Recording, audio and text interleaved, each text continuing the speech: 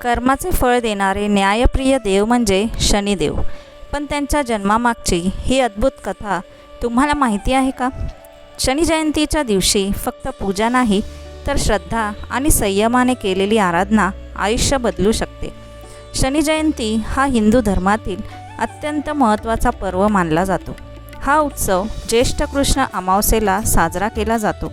मान्यता आहे की याच दिवशी शनिदेवांचा जन्म झाला होता. शनिदेव हे हिंदू धर्मातील प्रमुख देवतांपैकी एक असून ते कर्मानुसार फळ देणारे न्यायाचे देव मानले जातात. शनिजयंती म्हणजे सूर्यपुत्र शनिदेवांच्या आराधनेचा महापर्व. शास्त्रानुसार या दिवशी श्रद्धेने पूजा, जप, दान आणि व्रत केल्यास शनिदेव विशेष कृपा करतात आणि जीवनातील अनेक संकटे दूर होतात. या दिवशी सकाळी लवकर स्नान करून नवग्रहांना नमस्कार करावा. त्यानंतर लाकडी पाटावर काळे वस्त्र अंथरून त्यावर शनिदेवांची लोखंडी मूर्ती स्थापित करावी. तिळाच्या तेलाने अभिषेक करून विधीपूर्वक पूजा करावी. यानंतर शनी मंत्राचा किमान 1 माळ जप करावा. ओम शनैश्चराय नमः मंत्र जपानंतर शनी चालीसा व आरती करावी. पूजा झाल्यानंतर काळे कपडे, तीळ, लोखंड, तेल, काळे उडीद, जांभूळ, काळे बूट इत्यादी वस्तू दान करणे अत्यंत शुभ मानले जाते. शनिदेवांची कृपा मिळवण्यासाठी हनुमानजींची पूजा देखील विशेष फलदायी मानली जाते. ब्रह्मांडाच्या आरंभीचा तो अद्भुत काळ होता जेव्हा सूर्यनारायणाचे प्रखर आणि अढळ तेज संपूर्ण विश्वाला प्रकाशित करत होते. त्यांच्या या डोळे दिपवणाऱ्या तेजाची तुलना दुसऱ्या कोणाशी करणे शक्यच नाही. भगवान विश्वकर्मा यांची कन्या देवी संज्ञा ही अत्यंत गुणवान आणि सतेज होती आणि तिचा विवाह सूर्यनारायणाशी झाला होता. त्यांचा संसार सुखाचा होता. त्यांना वैवस्वत, मनु, यम आणि यमुना अशी 3 अपत्ये झाली. परंतु एक मोठी अडचण होती. सूर्यनारायणाचे तेज इतके प्रखर होते की देवी संज्ञा ते सहन करू शकत नव्हती.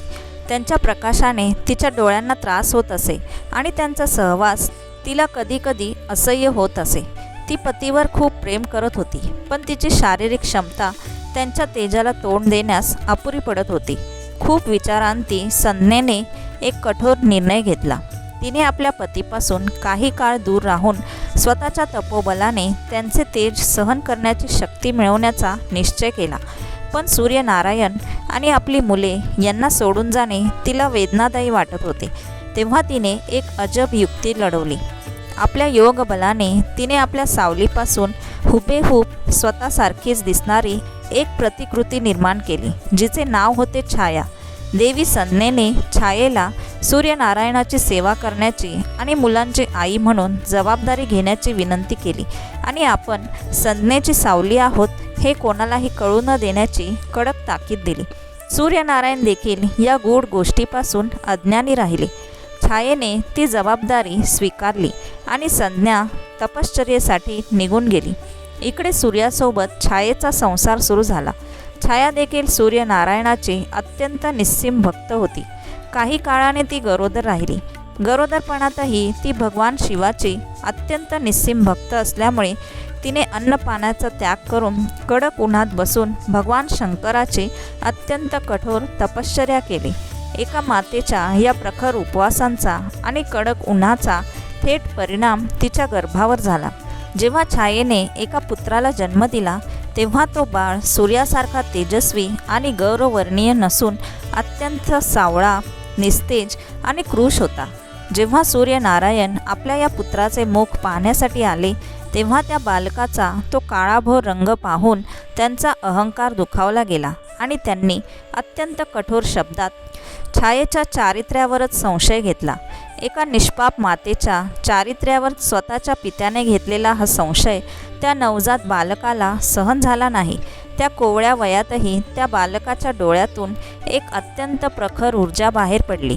त्याने आपल्या भेदक नजरेने जेव्हा थेट सूर्याच्या डोळ्यात पाहिले तेव्हा क्षणार्धात साक्षात जगाला प्रकाश देणाऱ्या सूर्यनारायणाचा रथ जागेवरच खिळला आणि ते चक्क काळवंडले. तेव्हा साक्षात भगवान शिवाने प्रकट होऊन सूर्यदेवाला त्यांच्या चुकीची जाणीव करून दिली आणि सांगितले की हा बालक साक्षात कर्माचा हिशोब ठेवणारी एक अचाट शक्ती आहे आपल्या चुकीचा पश्चाताप करत सूर्याने त्या बालकाला जवळ घेतले आणि तेव्हापासून तो शनी म्हणून ओळखला जाऊ लागला.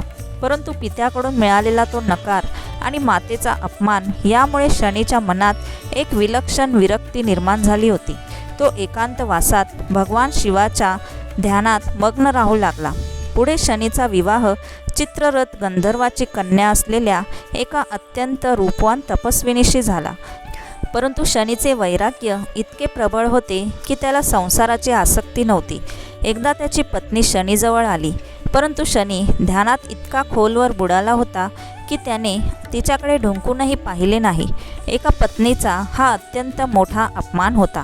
त्याच रागाच्या भरात तिने शनीला भयंकर शाप दिला की इथून पुढे त्याची नजर ज्याच्यावर पडेल त्याचे भस्म होईल आणि तो कायम मंद गतीने चालेल.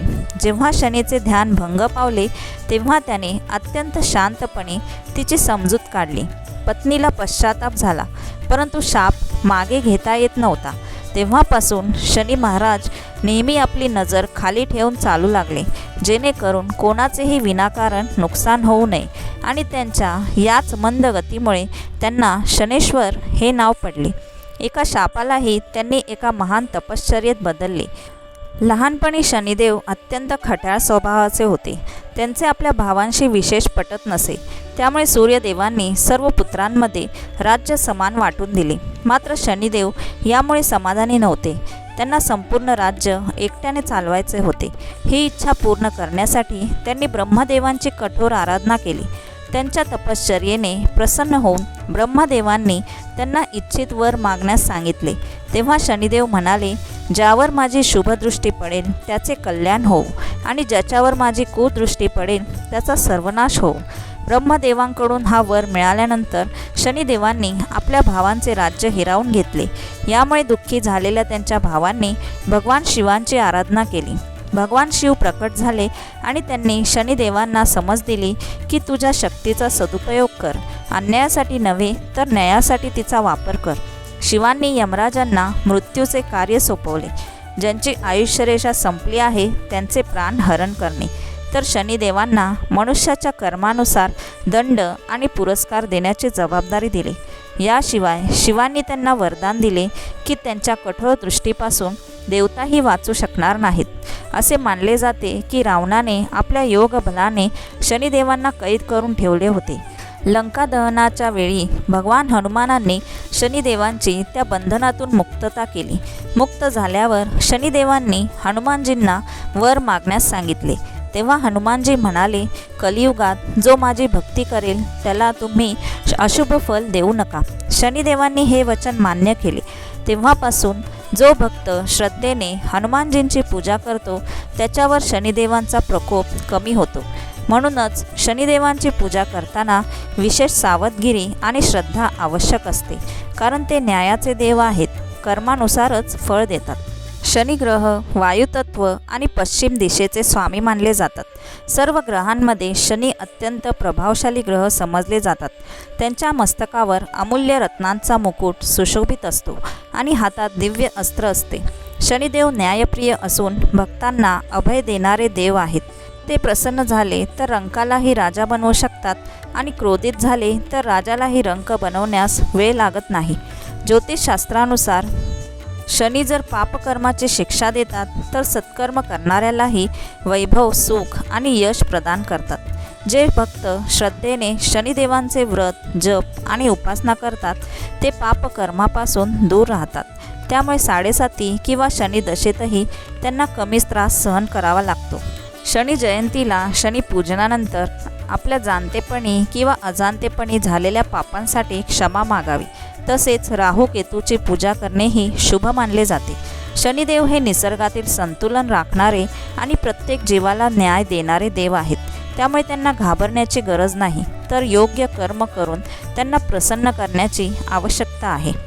प्रभू श्रीराम, महाज्ञानी रावण, पांडव, द्रौपदी आणि राजा विक्रमादित्य यांनाही शनीच्या प्रभावाचा अनुभव घ्यावा लागला होता. त्यामुळे देवताही शनिदेवांच्या पराक्रमाला घाबरतात असे मानले जाते. असे मानले जाते की शनिग्रहाची गुरुत्वाकर्षण शक्ती पृथ्वीपेक्षा 95 पट अधिक आहे. या शक्तीमुळे मनुष्याचे चांगले आणि वाईट विचार शनीपर्यंत पोहोचतात आणि कर्मानुसार त्याचे फळ मिळते.